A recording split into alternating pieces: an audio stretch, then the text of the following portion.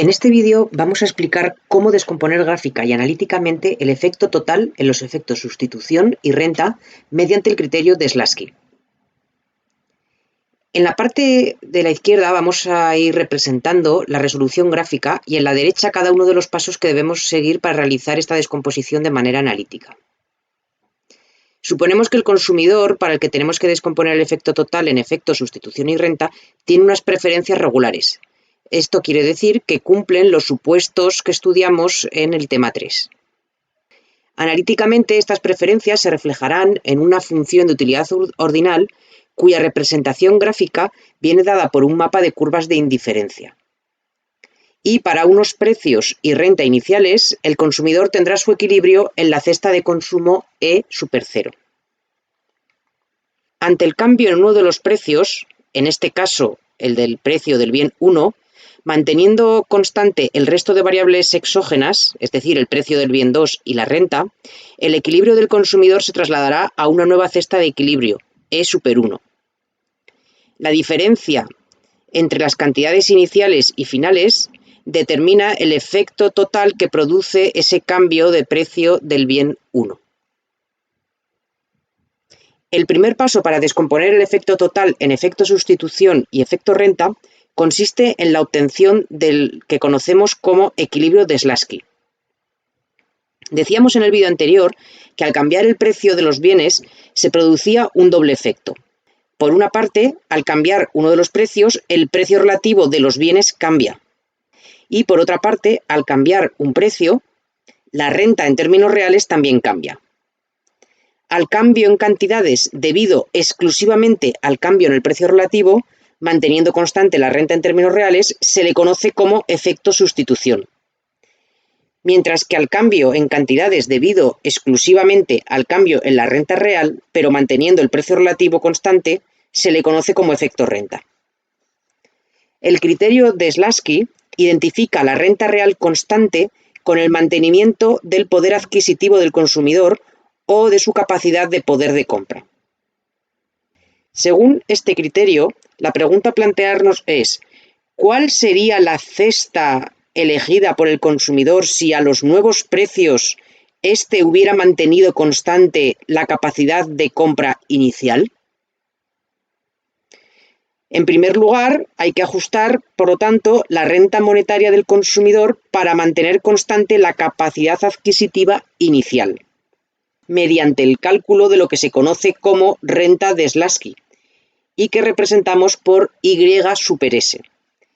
Esta renta monetaria será la que necesitaríamos para, a los nuevos precios P super 1, poder comprar las cantidades de la cesta inicial Q super 0.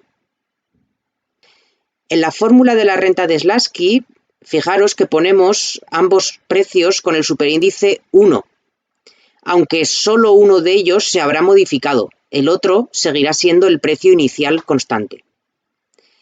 Tal como hemos dibujado nuestro gráfico, el precio que cambia es el del bien 1, por lo que el precio del bien 2 es el que se mantiene constante. Al haber obtenido la renta de Slutsky, podemos representar gráficamente la recta de balance que está asociada a dicha renta monetaria. Esta recta de balance de Slutsky, fijaros que tiene que ser paralela a la recta de balance final, ya que ambas tienen la misma pendiente. ¿Por qué tienen la misma pendiente? Pues porque la pendiente de la recta de balance es el cociente de los precios o precio relativo con signo negativo.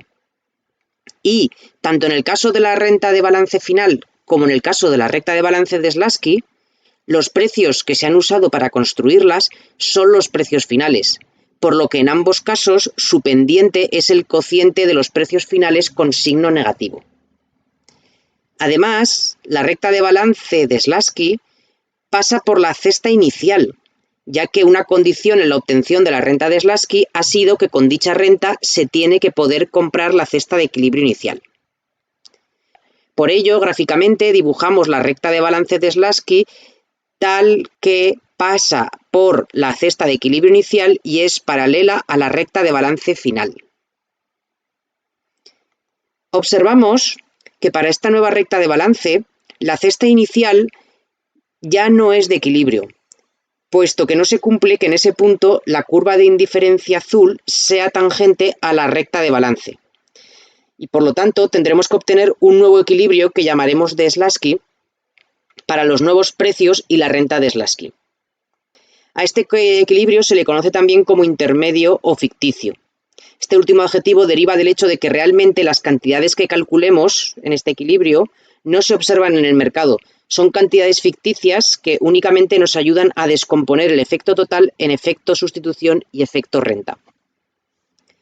Para determinar gráficamente este equilibrio, vemos que hay una curva de indiferencia que dibujamos marrón en nuestro gráfico y que es tangente a la recta de balance de Slutsky y cuyo punto de tangencia determina el equilibrio intermedio que llamamos E super S.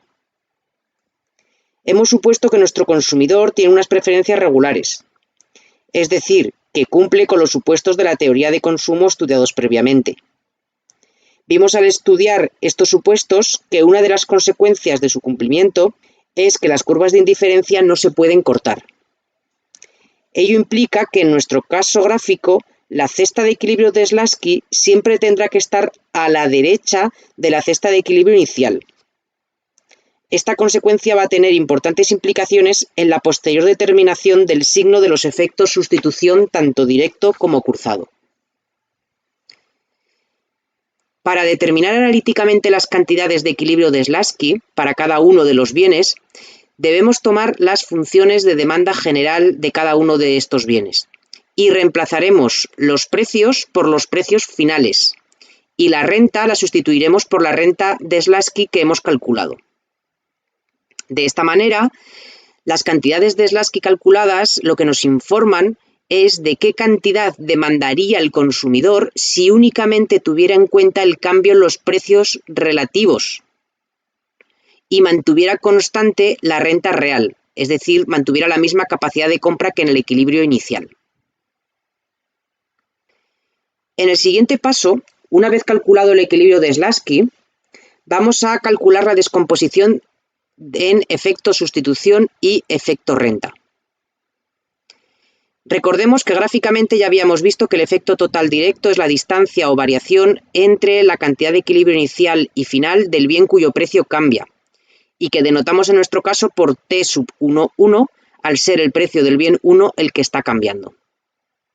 Por su parte, el efecto total cruzado es la distancia o variación entre la cantidad de equilibrio inicial y final del bien cuyo precio se mantiene constante y que denotamos en nuestro caso por T sub 1, 2, ya que el precio del bien que cambia es el del bien 1. Hemos definido el efecto sustitución como el cambio en las cantidades demandadas debido exclusivamente a la variación en el precio relativo, manteniendo constante la renta real. Tal como acabamos de definir y obtener el equilibrio de Slutsky, este efecto sustitución corresponderá al paso del equilibrio inicial al equilibrio de Slutsky. Obsérvese en el gráfico que este paso de E super 0 a E super S supone un cambio en la pendiente de las rectas de balance, luego un cambio en el precio relativo, pero que la capacidad de poder de compra se mantiene intacta respecto de la inicial, puesto que la recta de balance de Slutsky pasa por ambos equilibrios, el inicial y el de Slutsky. Por su parte, el efecto renta lo hemos definido como el cambio en cantidades debido exclusivamente a la variación en la renta real o poder adquisitivo según el criterio de Slutsky. Por lo tanto, este efecto renta corresponderá al paso del equilibrio de Slutsky al equilibrio final. En el gráfico podemos observar que el paso de E super S a E super 1 no supone un cambio en la pendiente de las rectas de balance. Ambas tienen la misma pendiente, son paralelas, luego tienen el mismo precio relativo. Pero lo que sí se produce es un cambio en la renta. La recta de balance final está más alejada del origen, por lo que el conjunto de posibilidades de consumo es mayor. El consumidor tiene, por lo tanto, una mayor capacidad de compra que en el equilibrio de Slutsky. Para calcular el signo de los efectos sustitución y renta, como en el caso del efecto total, debemos comparar la variación en el precio con la variación en cantidades. Pero en cada caso deberemos utilizar las cantidades que se han utilizado para calcular cada uno de los efectos. Es decir, en el caso del efecto sustitución, tendremos que utilizar cantidad inicial y cantidad de Slutsky y ver cómo varía la cantidad. Y en el caso del efecto renta, tendremos que comparar y ver cómo cambian la cantidad de Slutsky hacia la cantidad final. Vamos a ver a continuación cómo descomponer numérica y gráficamente cada uno de estos efectos. Comenzamos por el efecto total directo, que se descompone en efecto sustitución directo y efecto renta directo. Los subíndices que aparecen en esta transparencia resultan de que el cambio que estamos suponiendo es el del precio del bien 1. Si fuera el precio del bien 2 el que cambiara, los efectos directos tendrían que llevar los subíndices 2, 2. Hemos dicho más arriba que el efecto sustitución viene dado por el paso del equilibrio inicial al equilibrio de Slutsky. Por lo tanto, el efecto sustitución directo, en nuestro caso, vendrá dado por el paso de la cantidad de equilibrio inicial del bien 1 a la cantidad de equilibrio de Slutsky de ese mismo bien. Y os recuerdo que calculamos por separado en los efectos el valor y el signo de cada uno de estos efectos. El valor del efecto sustitución directo al variar el precio del bien 1 será la diferencia en valor absoluto entre la cantidad de equilibrio inicial y la de equilibrio de Slutsky para el bien 1. Gráficamente, lo representamos por la distancia entre las dos cantidades mencionadas. Y para obtener el signo, comparamos cómo varía el precio del bien, en nuestro caso, desciende el precio del bien 1, y cómo varía la cantidad del bien 1 al pasar del equilibrio inicial al equilibrio de Slutsky, que en nuestro caso aumenta. Como ambas magnitudes, precio del bien 1 y cantidad del bien 1, varían en el sentido contrario, el signo sería negativo. La siguiente cuestión que nos planteamos es si podría el signo del efecto sustitución directo ser positivo o cero. Si nos fijamos en nuestro gráfico, para que el signo del efecto sustitución directo fuera positivo, la cantidad del bien 1 al pasar del equilibrio inicial al de Slutsky tendría que disminuir como lo hace el precio. Ello implicaría que el equilibrio de Slutsky tendría que situarse a la izquierda del inicial. Para que ello ocurriera, la curva de indiferencia de Slutsky tendría que ser tangente a la recta de balance de Slutsky en un punto a la izquierda de la cesta de equilibrio inicial. Y la única manera factible de que esto se produjera es que las curvas de indiferencia inicial y de Slutsky se cortaran. Pero hemos dicho que nuestro consumidor tiene unas preferencias regulares y demostramos en su momento que las curvas de indiferencia en tal caso no se pueden cortar. Por lo tanto, este caso no puede darse. El efecto sustitución directo no puede ser positivo, ni tampoco cero, sino que va a ser siempre negativo, por este supuesto de que las preferencias sean regulares.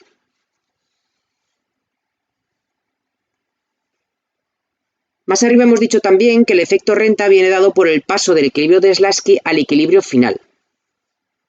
Por lo tanto, el efecto renta directo, en nuestro caso, vendrá dado por el paso de la cantidad de equilibrio de Slutsky del bien 1 a la cantidad de equilibrio final de ese mismo bien. El valor del efecto renta directo al variar el precio del bien 1 será la diferencia en valor absoluto entre la cantidad de equilibrio de Slutsky y la del equilibrio final para el bien 1. Gráficamente lo representamos por la distancia entre las dos cantidades mencionadas. Para obtener el signo, comparamos cómo varía el precio del bien, que en nuestro caso desciende el precio del bien 1, lo que a su vez supone un aumento de la renta real del consumidor, y comparamos esta variación del precio del bien 1 con la variación de la cantidad del bien 1 al pasar del equilibrio de Slutsky al equilibrio final, que en nuestro caso aumenta. Como ambas magnitudes, precio y cantidad, varían en sentido contrario, el signo del efecto renta directo es negativo. Nos planteamos también la cuestión de si el signo del efecto renta directo podría ser positivo o cero. Pues si nos fijamos en nuestro gráfico, sí que es posible que el equilibrio final se sitúe a la izquierda del equilibrio de Slutsky, puesto que las curvas de indiferencia de Slutsky y final no tendrían por qué cortarse. En este caso, la cantidad, al pasar del equilibrio de Slutsky al final, disminuiría, y al ir en el mismo sentido que el precio, el efecto renta directo sería positivo. El equilibrio final también puede coincidir verticalmente con el equilibrio de Slutsky, en cuyo caso el efecto renta directo sería cero. A continuación, pasamos a descomponer el efecto total cruzado en los efectos sustitución y renta cruzados. En nuestro caso, como el precio que cambia es el del bien 1, el efecto cruzado se produce sobre las cantidades del bien 2. Como hemos repetido ya varias veces, el efecto sustitución viene determinado por el paso del equilibrio inicial al equilibrio de Slutsky. Por lo tanto, el efecto sustitución cruzado en nuestro caso viene dado por el paso de la cantidad de equilibrio inicial del bien 2 a la cantidad de equilibrio de Slutsky de ese mismo bien. El valor del efecto sustitución cruzado al variar el precio del bien 1 será entonces la diferencia en valor absoluto entre la cantidad del bien 2 en el equilibrio inicial y la del equilibrio de Slutsky. Y gráficamente lo representamos por la distancia entre las dos cantidades que acabamos de mencionar. Para obtener el signo de este efecto, comparamos cómo varía el precio del bien, en nuestro caso desciende el precio del bien 1, y cómo varía la cantidad del bien 2 al pasar del equilibrio inicial al equilibrio de Slutsky. En nuestro caso, la cantidad del bien 2 disminuye. Como ambas magnitudes, precio y cantidad, varían en el mismo sentido, el signo del efecto sustitución cruzado es positivo. Al igual que en los casos anteriores, nos planteamos si el signo del efecto sustitución cruzado puede ser negativo o cero. Si vamos a nuestro gráfico, observamos que para que el signo fuera negativo, la cantidad del bien 2, al pasar del equilibrio inicial al de Slutsky, tendría que aumentar en vez de disminuir como lo hace el precio del bien 1. Ello implicaría que el equilibrio de Slutsky tendría que situarse por encima del inicial. Por el mismo razonamiento que hemos realizado para el caso del efecto sustitución directo, para que la curva de indiferencia de Slutsky fuera tangente a la recta de balance de Slutsky en un punto por encima de la cesta de equilibrio inicial, la única manera factible de que esto se produjera es que las curvas de indiferencia inicial y de Slutsky se cortaran. Y dado que nuestro consumidor tiene unas preferencias regulares, ya hemos demostrado que las curvas de indiferencia no se pueden cortar. Por lo tanto, el signo del efecto sustitución cruzado siempre va a ser positivo. A continuación, dado que el efecto renta viene determinado por el paso del equilibrio de Slutsky al equilibrio final, el efecto renta cruzado en nuestro caso vendrá dado por el paso de la cantidad de equilibrio de Slutsky del bien 2 a la cantidad de equilibrio final de ese mismo bien. El valor del efecto renta cruzado al variar el precio del bien 1 será la diferencia en valor absoluto entre la cantidad del bien 2 del equilibrio de Slutsky y la del equilibrio final. Y gráficamente lo representamos por la distancia entre las dos cantidades mencionadas. Para obtener el signo, comparamos cómo varía el precio del bien, en nuestro caso desciende el precio del bien 1, lo que sabemos supone un aumento en la renta real. Comparamos cómo desciende el precio del bien 1 y cómo varía la cantidad del bien 2 al pasar del equilibrio de Slutsky al equilibrio final, que en nuestro caso aumenta. Como ambas magnitudes, precio y cantidad, varían en sentido contrario, el signo sería negativo. Nos planteamos de nuevo la cuestión de si el signo del efecto renta cruzado podría ser positivo o cero. Si nos fijamos en nuestro gráfico, sí que es posible que el equilibrio final se sitúe por debajo del equilibrio de Slutsky, puesto que las curvas de indiferencia de Slutsky y final no tendrían por qué cortarse. En este caso, la cantidad del bien 2 al pasar del equilibrio de Slutsky al final disminuiría. Y al ir en el mismo sentido que el precio del bien 1, el efecto renta cruzado sería positivo. El equilibrio final también podría coincidir horizontalmente con el equilibrio de Slutsky, en cuyo caso el efecto renta cruzado sería cero al coincidir las cantidades del bien 2 de Slutsky y de equilibrio final. Con todo el desarrollo anterior, habríamos visto cómo descomponer analítica y gráficamente los efectos totales directo y cruzado en sus respectivos efectos sustitución y renta cuando cambia el precio de un bien. Pero es importante que tengáis en cuenta que todo el desarrollo anterior lo hemos hecho suponiendo que el que cambia es el precio del bien 1 y que en concreto desciende. Vosotros tendríais que ser capaces de plantearos un desarrollo teórico equivalente para el caso en el que el precio del bien 1, en vez de disminuir, aumentara. O que, por ejemplo, en vez de cambiar el precio del bien 1, el que cambiara fuera el precio del bien 2, ya fuera aumentando o disminuyendo.